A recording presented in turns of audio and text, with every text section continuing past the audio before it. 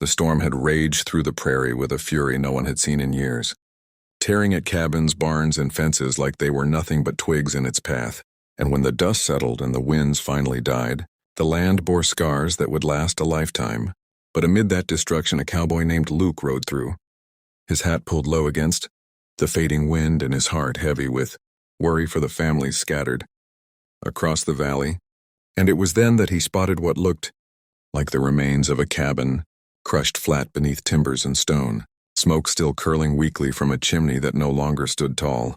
And in that moment his sharp eyes caught the faintest movement, a desperate hand reaching up before falling still, and his heart kicked hard in his chest as he leapt from his horse, spurs jangling against the ground, calling out with all the strength in his lungs, "Hold on in there! I'm coming!"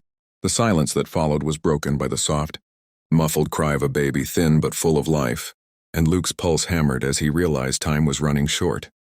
So without a second thought he dropped to his knees, clawing at the wreckage with his bare hands, splinters cutting into his skin, dirt caking beneath his nails. Every ounce of his strength poured into moving the heavy timbers piece by piece, sweat dripping down his brow though the air was cool after the storm, his muscles burning but his spirit refusing to quit, because somewhere beneath that ruin lay a woman and her child, and he would not let them be lost.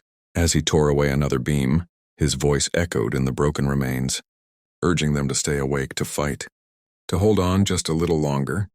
And at last his eyes met hers, wide with fear but fierce with the will to survive. A young mother pinned beneath the weight of a fallen wall, her arms curved protectively around a baby, whose tiny face peeked out from the folds of a tattered blanket. And for a heartbeat their eyes locked, her silent plea giving him the fire he needed to keep going, to fight harder than ever, until with a mighty heave he shoved the last beam aside and pulled her free, cradling both mother and child in his arms as though they were the most precious treasure he had ever held.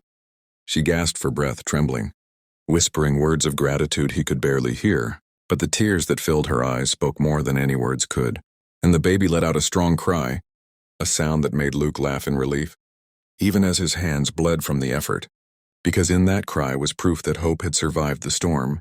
He carried them away from the wreckage, setting them gently on the grass as the setting sun painted the sky with streaks of gold and crimson, the prairie stretching wide and endless around them, a reminder of how fragile life was and yet how strong it could be when people stood for one another. The woman clutched his arm, whispering, "You saved us," and he simply shook his head, answering softly, "No, ma'am, you held on long enough for me to find you. That's the real strength." And in those words was the truth of who he was, a man not seeking glory but living by the code that no soul should ever be left behind.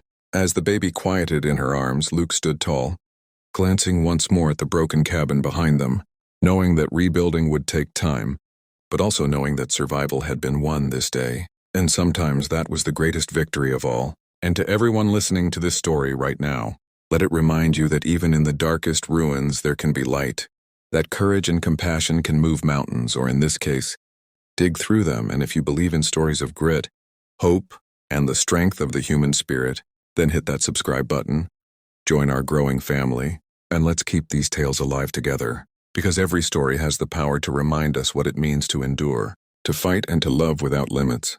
The prairie morning dawned quiet after the storm, the sky painted in soft shades of rose and amber, as if nature itself wished to apologize for the destruction it had unleashed. And Luke rose early, saddling his horse, while the woman, her name was Clara, sat nearby with her, baby bundled safely in a blanket, her eyes weary yet filled with a kind of fragile peace that comes only after surviving what seemed impossible.